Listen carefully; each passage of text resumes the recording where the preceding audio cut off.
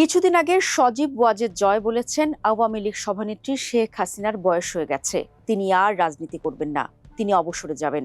বুধবার ভারতীয় গণমাধ্যমে দেয়া সাক্ষাৎকারে হাসিনা স্পষ্টভাবেই জয়ের কথা বাতিল করে দিয়েছেন।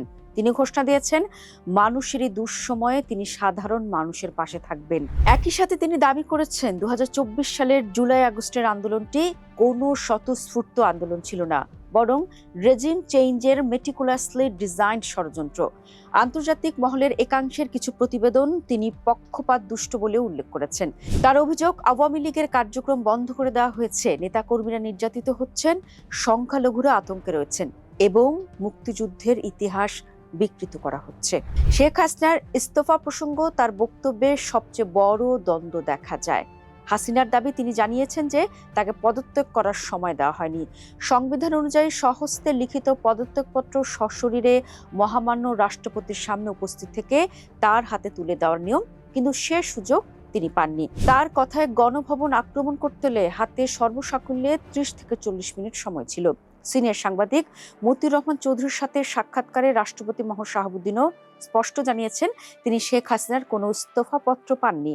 শেখ হাসিনা হাতে লেখা পদত্যাগপত্র সশরীরে রাষ্ট্রপতির কাছে জমা না দিলেও তিনি যে বাংলাদেশের প্রধানমন্ত্রী নেই, শেখ হাসিনা নিজেই মেনে নিয়েছেন।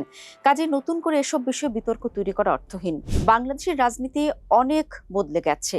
এই বদল মেনে নিতে না পারলে শেখ হাসিনা বা তার দলের পক্ষে বাংলাদেশে রাজনীতি করা সম্ভব হবে না।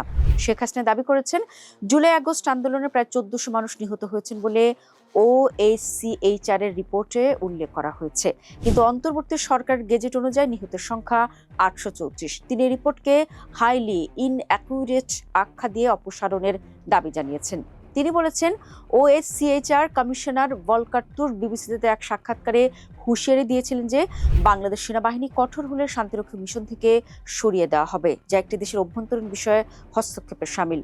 কিন্তু বাস্তবে ভলকার তুর্ক এ ধরনের কোনো কথা বলেননি।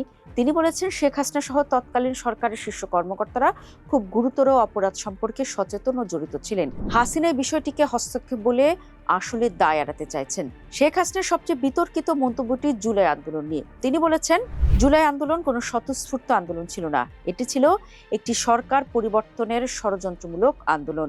ইউনূস নিজে এই আন্দোলনকে মেটিকুলাসলি ডিজাইন্ড বলে উল্লেখ করেছেন। তিনি ২০২৪ সালের আগস্টে রেজিম চেঞ্জের জন্য ক্লিন্টন সোরস বাইডেন চক্রের ষড়যন্ত্রের কথা উল্লেখ করেছেন।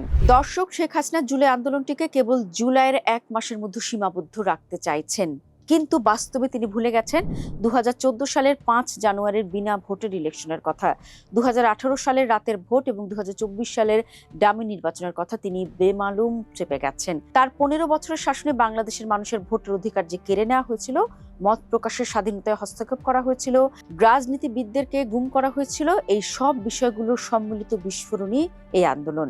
বাংলাদেশের লাখ লাখ মানুষ যারা এই আন্দোলনে নেমে এসেছিল, হাসিনার বক্তব্য তাদের সেই রক্ত ও ঘামের প্রতি পূর্ণ অশ্রদ্ধার প্রকাশ।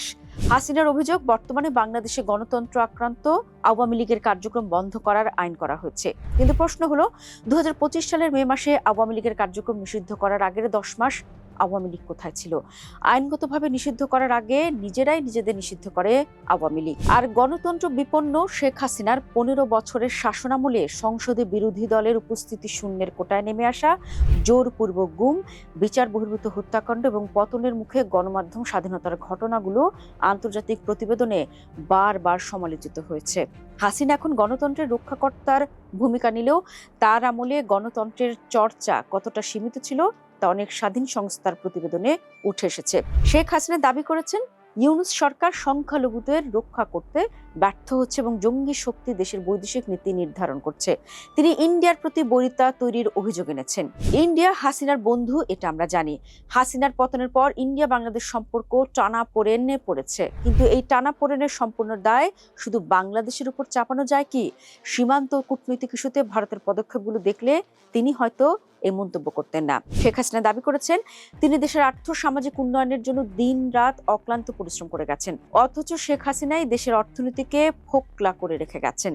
অর্থনীতিতে নানা সংকট, বিনিয়োগ না আসা, চলতি হিসেবের ঘাটতি, টাকার মান কমে যাওয়া এবং বৈদেশিক মুদ্রার রিজার্ভ $20 বিলিয়ন নিচে নেমে আসা, সবই শেখ হাসিনার অবদান। মুদ্রাস্ফীতি ও বেকারত্ব চরম আকার ধারণ করেছিল। কাজে হাসিনা যত সাফল্যের দাবি করছেন, এগুলো তার প্রথম ৫-৬ বছরের কাজ। পরে ক্রমাগত অব্যবস্থাপনা আর দুর্নীতিতে ডুবে যায় তার সরকার। শেখ হাসিনা দাবি করেছেন পাকিস্তানি শাসকেরা পারেনি, সামরিক শাসকেরা পারেনি, খুনিরা পারেনি, আজকের বিএনপি সরকারও আওয়ামী লীগকে মুছে ফেলতে পারবে না। বিএনপি আওয়ামী লীগকে মুছতে চায় কিনা সেটা অন্য প্রসঙ্গ, কিন্তু আওয়ামী লীগের নেতাকর্মীরা নিজেরাই আওয়ামী লীগকে মুছে ফেলতে চায়। ২ বছর ধরে আওয়ামী লীগ, ছাত্রলীগ, যুবলীগ, স্বেচ্ছাসেবক লীগ সব সংগঠনের নেতারা পলাতক। দলের পেশাজীবী বুদ্ধিজীবীদের কোনো কর্মসূচি নেই, সাংস্কৃতিক চর্চা নেই, এমনকি সামাজিক যোগাযোগও নেই। এই অবস্থায় বাস্তবে আওয়ামী লীগ নিজেই নিজেকে বিলুপ্ত করে দিচ্ছে। শেখ হাসিনা দাবি করেছেন আন্তর্জাতিক অপরাধ ট্রাইব্যুনাল তাকে যে মৃত্যুদণ্ড দিয়েছে তা যুদ্ধাপরাধীদের বিচারের প্রতিশোধ এবং এটি একটি রাজনৈতিক উদ্দেশ্য প্রণোদিত বিচার। প্রতিহিংসা হোক আর যাই হোক, তিনি নিজে বা তার পক্ষ থেকে কোনো আইনজীবী আদালতে বিচার মোকাবেলা করেননি কেন?